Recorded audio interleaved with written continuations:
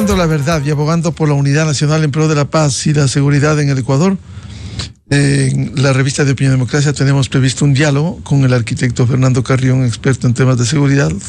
Lo invitamos a un diálogo para hablar sobre la seguridad ciudadana a propósito de estos apagones que vienen y que el gobierno ha confirmado. Esta noche, 18 de septiembre, 22 horas, y durante 8 horas hasta las 6 de la mañana habrá un apagón general en el país.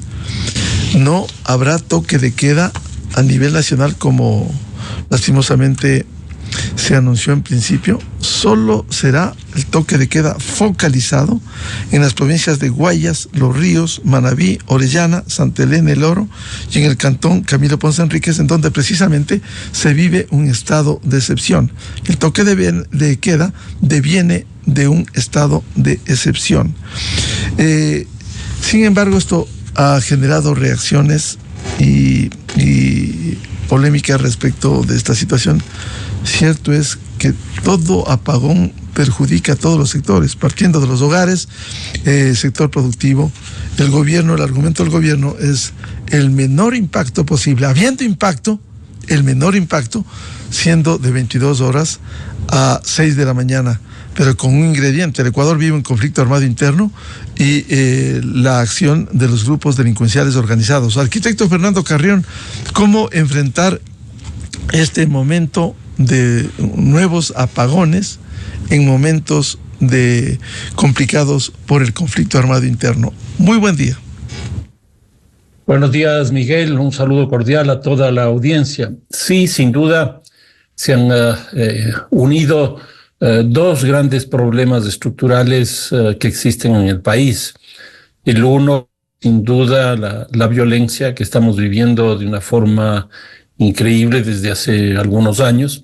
Y el otro es también la crisis que está vinculada principalmente al sector eléctrico. En este caso, hay un problema natural real que es el estiaje, que es la reducción de la cantidad de agua que cae, es decir, de lluvia, que ha hecho que los embalses, los lugares donde se produce la energía eléctrica, pues estén en los niveles más bajos y por lo tanto haya la necesidad de hacer un racionamiento.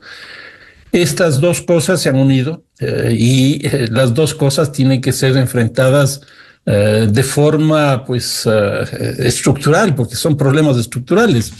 Y creo que, ahora en el corto plazo, lo que hay que saber enfrentar el día de hoy, que es la primera decisión de la restricción del consumo de energía eléctrica, que empieza a las 10 de la noche y termina a las 6 de la mañana. ¿Cómo operar a fin de cuidarse, especialmente en los hogares, si hay un apagón generalizado que puede ser un caldo de cultivo para la acción de la delincuencia organizada? Bueno, el gobierno ha tomado una decisión en ese sentido y es básicamente sacar a la calle, por decirlo de alguna manera, 46,000 efectivos policiales. ¿Dónde van a estar estos? Pues principalmente en las 6 provincias más un cantón donde se ha hecho la declaración de estado de excepción. Entonces ahí va a haber un control del espacio público. Vamos a ver si eso es suficiente. Me da la impresión que no, porque además no solo son estas 6 provincias y este cantón, sino todo el país. Ahora, en términos personales, yo lo que creo es que hay que tomar medidas anteriores a las 10 de la noche. Esto es desconectar los aparatos de energía eléctrica que podrían dañarse por la restricción de la luz. La otra cosa es que hay que organizarse dentro de la propia familia para primero quedarse en casa a partir de las 10 de la noche y luego pues salir a partir de 6 de la mañana. Y en ese sentido pues tener ya durante el apagón, tener los medios suficientes, por ejemplo, linternas, que eso es muy útil porque como va a estar a oscuras, entonces necesitamos, en caso de alguna emergencia, tener algo de iluminación. En otras palabras, hay que tomar algunas medidas antes y algunas medidas durante el apagón que se nos viene.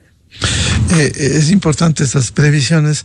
Ayer hubo una polémica para que comente, incluso el comandante general de policía aclaró que no es parte del plan operativo el silbato, el uso del pito, pero se ha demostrado, y usted que es un gran investigador, se ha demostrado en Japón, en Haití, en Chile, que el uso del pito, cuando hay, por ejemplo, un fenómeno natural, un terremoto, un tsunami, una inundación, sirve cuando uno queda atrapado, por ejemplo. Pero ayer fue objeto de mofa el que se utilice un pito de manera aleatoria. Lo que pasa es que estamos en el contexto de una campaña electoral ya, y entonces cualquier cosa puede ser interpretada desde esa perspectiva. Yo creo que aquí lo que hace falta es una explicación real por parte de la propia policía de lo que significa el uso del pito. Y no solo eso, sino que hay que construir un sistema alrededor de eso, de tal manera de que cuando se oiga eso, pues algo está pasando, porque yo creo que hoy día, por ejemplo, utilizamos un pito y nadie le va a hacer caso. Pero si nosotros tenemos ya toda una educación previa, toda una capacitación previa, obviamente que eso va a ocurrir. Y yo sí creo que el tema de los pitos sí se ayuda, pero siempre y cuando ya haya un conocimiento, haya una interacción social alrededor de eso, y esa medida que es de alguna manera de urgencia, llamémosla así, pueda ser interpretada por las personas que se encuentran en los alrededores. Volviendo al tema de la planificación, se ha hablado, y esto de manera recurrente, la policía dice 46,000 uniformados estarán en patrullajes, en acción, igualmente 30,000 uniformados de Fuerzas Armadas. ¿Cómo utilizar y optimizar el recurso para proteger en medio de la oscuridad? Ese es un gran problema, Miguel, porque nosotros tenemos más o menos 58,000 policías. Si nosotros vamos a sacar 46,000, es decir, vamos a sacar la mitad. Pero ¿qué es lo que ocurre? Esta gente que va a salir de las 10 de la noche a las 6 de la mañana, es decir, 8 horas. Y luego hay que hacer un relevo. En otras palabras, mientras están estas 46,000 personas, estos efectivos policiales en la calle, hay otros que tienen que estar recuperándose, que tienen que estar descansando. Y entonces ahí se ve, obviamente, que la cantidad es muy baja. Y ahora, con el dato que usted da respecto de los efectivos militares, ahí hay otro problema. Los militares son 42,000. Si nosotros sacamos 30,000, pues ahí tenemos un gran problema. Y yo ahí tengo una hipótesis, Miguel, y es que creo que este año va a ser el año de mayor interdicción de droga de toda la historia del país. El año pasado logramos de más o menos 211 toneladas. Y este año yo creo que vamos a llegar a 290 y probablemente un poco más de toneladas. ¿Por qué esto? Porque está entrando más droga. ¿No será este ingreso de más droga producto de la falta del control de nuestras fronteras? Porque si nosotros tenemos 42,000 efectivos militares y 30,000 tenemos ya en las calles, tiene que descansar para que puedan volver al otro día. ¿Cuántos están en las fronteras? A mí se me preocupa eso mucho, Miguel. Claro, a veces las cifras marean esto. Solo para pasar por alto lo que le quería decir a Fernando Carrión y continuar en este diálogo. ¿Quién no recuerda la película Titanic? Ese suceso que ocurrió hace más de 100 años, cuando precisamente el uso del pito salvó a uno de los náufragos cuando había pitado. Pero eso como apunte nomás. Ahora, no se puede descuidar, ayer preguntábamos a un jefe policial, el hecho de continuar con las tareas, no solo frente a esta emergencia y este apagón generalizado, sino también las tareas que normalmente cumplen en patrullaje, en las UPCs de la policía. ¿Cómo articular esto, arquitecto Carrión? No, claro, volviendo al número de los efectivos de las Fuerzas Armadas, son 36, 37 cárceles que tiene el Ecuador dentro del sistema carcelario.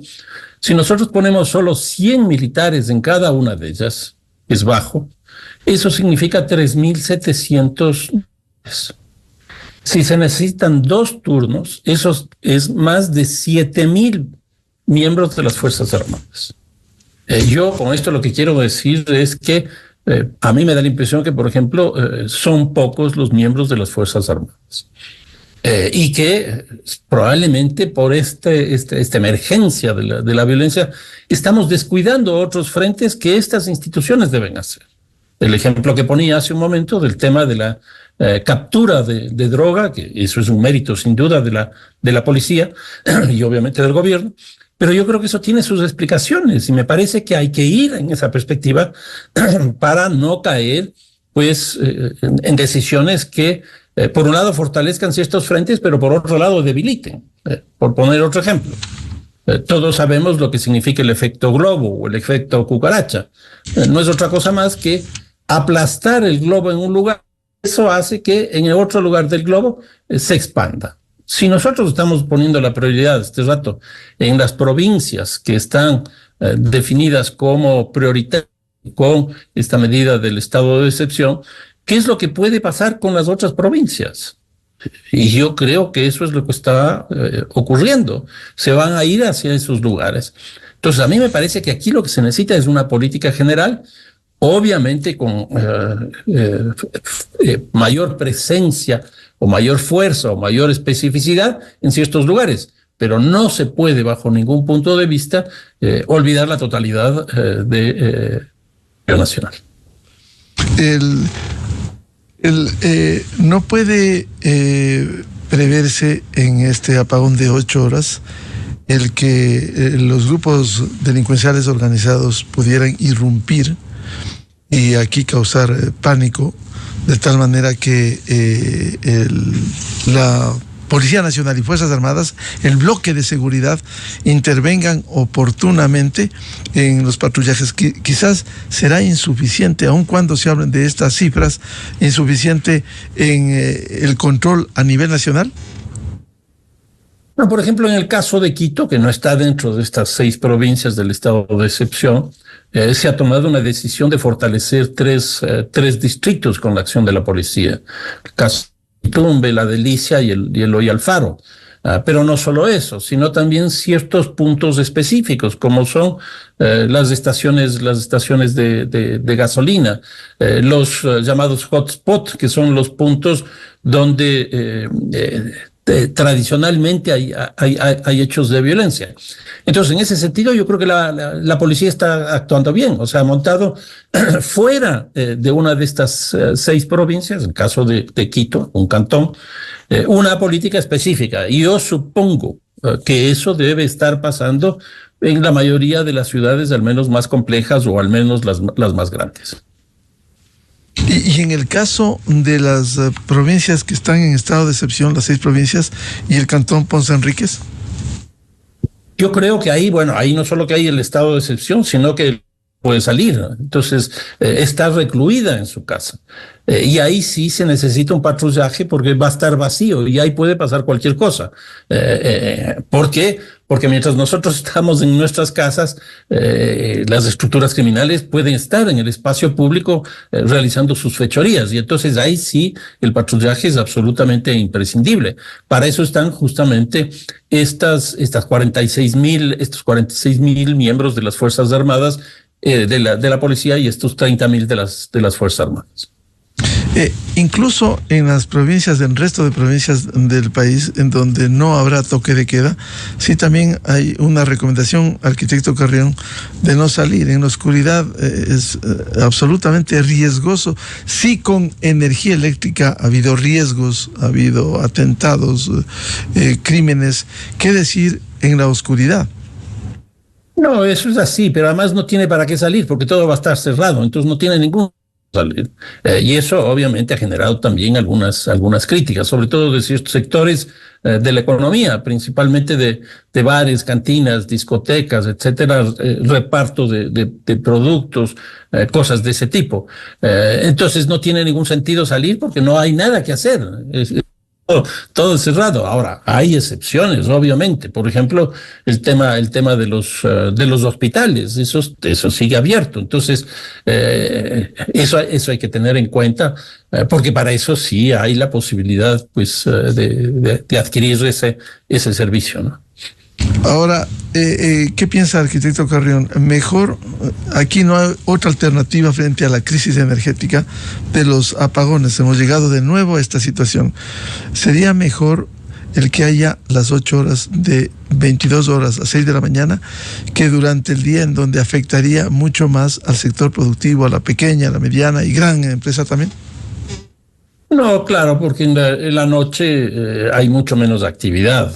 Durante la jornada diaria laboral, no solo que tenemos el tema laboral, el trabajo, sino que tenemos todos los servicios funcionando.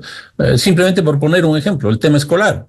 Es decir, si nosotros planteamos esta medida restrictiva desde las 8 de la mañana hasta las 4 de la tarde, es decir, 8 horas en ese horario, pues ese es un golpe fuerte que se va a sentir en términos de la economía, en términos de la vida cotidiana, etcétera, etcétera.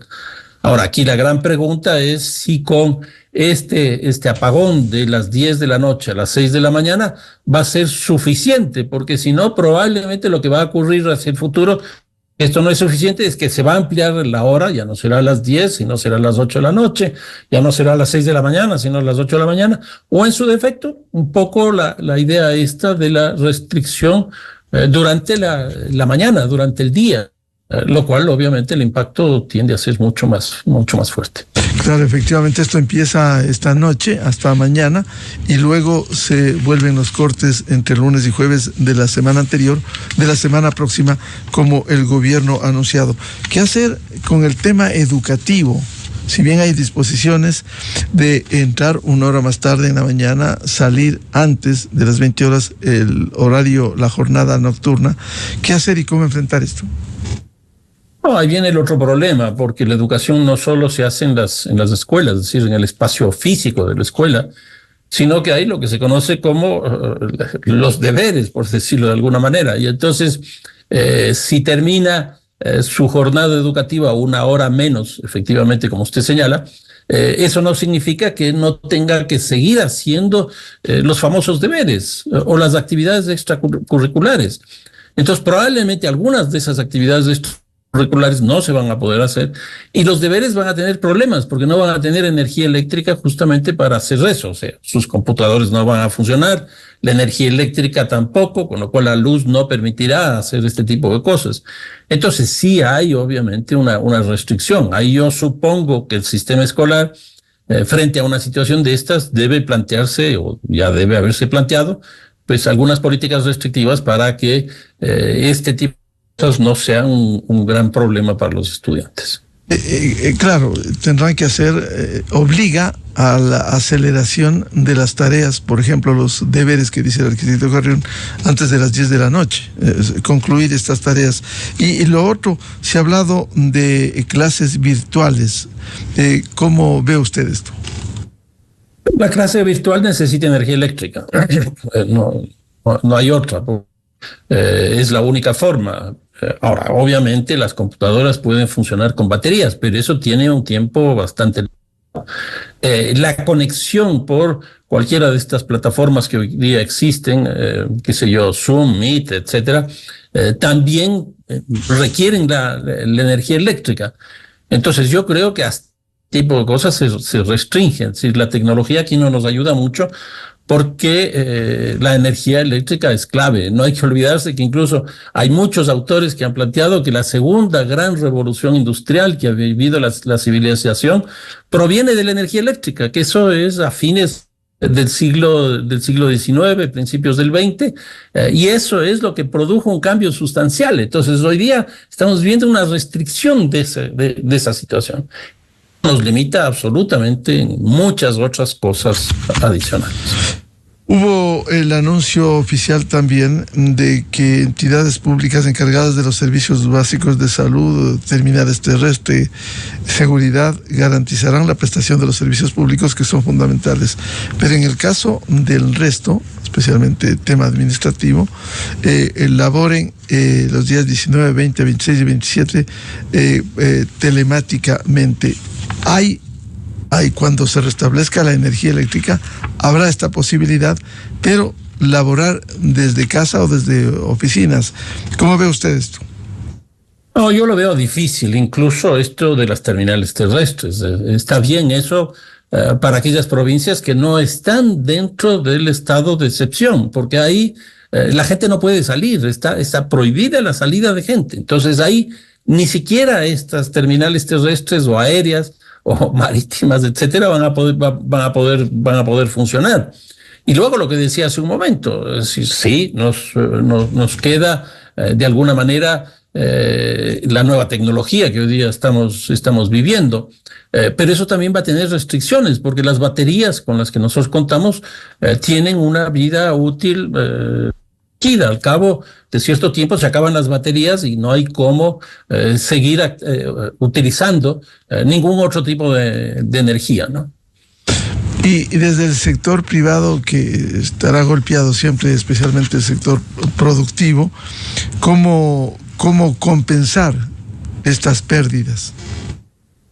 Eso es complicado porque hay ciertos sectores, como señalaba hace un momento, que actúan justamente en estas horas, que es el caso de restaurantes, de bares, de cantinas, de discotecas, etcétera, donde la vida nocturna es su espacio de acción. Entonces, eso se va a ver limitado. Y ahí vamos a tener una crisis fuerte y una presión que ya hemos tenido en otras ocasiones para que se vaya reduciendo el tiempo de esta restricción para que no se golpee a estos grupos. Ahora, hay otros sectores también. Por ejemplo, hay muchas actividades económicas que lo que hacen es abastecerse durante las horas de la noche, porque incluso se les ha restringido el paso de camiones, etcétera, de la mañana por los problemas que genera en términos del transporte. Y entonces a la noche tienen que hacer eso. Pues ahora no van a poder hacerlo. Van a tener esa restricción adicional. Es decir, el abastecimiento va a ser también complicado. Y va a haber una concentración de la actividad económica en otras horas, que van a ser las horas donde hay energía eléctrica, para lo cual yo supongo que las empresas también tendrán que establecer sus propios protocolos. Aquí, señor Carrión, hay que estar conscientes también que si vamos a las causas, más allá de los efectos, que es el impacto de los apagones, esta crisis eléctrica que se arrastra por décadas ha sido parte de la falta de contar con una política de Estado en este sector, falta de una matriz energética equilibrada, con una infraestructura que ha tenido serios problemas, como centrales hidroeléctricas como la Coca-Cola Sinclair, una inversión insuficiente del Estado y también un marco legal obsoleto. ¿De qué sirvió lo que reivindicaron en esta asamblea cuestionada, la famosa ley de no más apagones? Y no se permite una amplia inversión privada para que aporte y comparta la entrega de energía eléctrica. Yo creo que aquí hay dos cosas que son fundamentales. La una es no obtener la energía exclusivamente de la lógica que proviene del agua, de la energía hidráulica. Yo creo que aquí hay que ir por otras perspectivas adicionales. Esa dependencia la estamos viviendo. Yo creo que aquí la energía eólica, la solar, la propia que proviene del petróleo, de la gasolina, tenemos que tener una oferta altamente diversificada en términos de las fuentes para producir la energía eléctrica. Y por otro lado, ir en la misma línea, no solo en términos estatales, sino hacer una apertura al sector privado. En otras palabras, que haya una diversificación de fuentes y una diversificación de la oferta. Yo creo que solo de esa manera podremos enfrentar un problema tan complejo como el que estamos viviendo, porque ahora gran parte de la crisis proviene del estiaje, es decir, no tenemos agua. Y así tuviéramos los embalses, etcétera, maravillosos, tampoco va a resolver esto porque no tenemos agua. Y entonces aquí se ve claramente la necesidad de la diversificación. Ahora, aquí hay una corresponsabilidad de todos partiendo del gobierno nacional de implementar políticas públicas que fomenten el crecimiento sostenible, la Asamblea Nacional con el marco normativo, la ciudadanía adoptar prácticas de consumo energético responsable, los municipios, pero también la academia. Así como uno revisa sus investigaciones en el tema de seguridad o urbanismo, ¿por qué en general la Universidad Ecuatoriana, no hablo de casos específicos, la Escuela Politécnica Nacional, la Escuela Politécnica del Litoral, sino en general la Universidad Ecuatoriana, acaso no está desarraigada, desapegada del aporte permanente con estudios técnicos y científicos para mejorar al sector energético? Yo creo que, Miguel, aquí la universidad en general está en deuda, y no me refiero exclusivamente al sector energético. Pongamos, ¿qué nos dice respecto de la economía? Pues yo lo conozco. ¿Qué nos dice respecto del tema de la representación política? ¿Qué institutos de investigación tenemos? Y hay una cuestión que es absolutamente evidente. La universidad tiene tres áreas de actuación. Uno es la investigación, otro es la docencia y la tercera es la vinculación.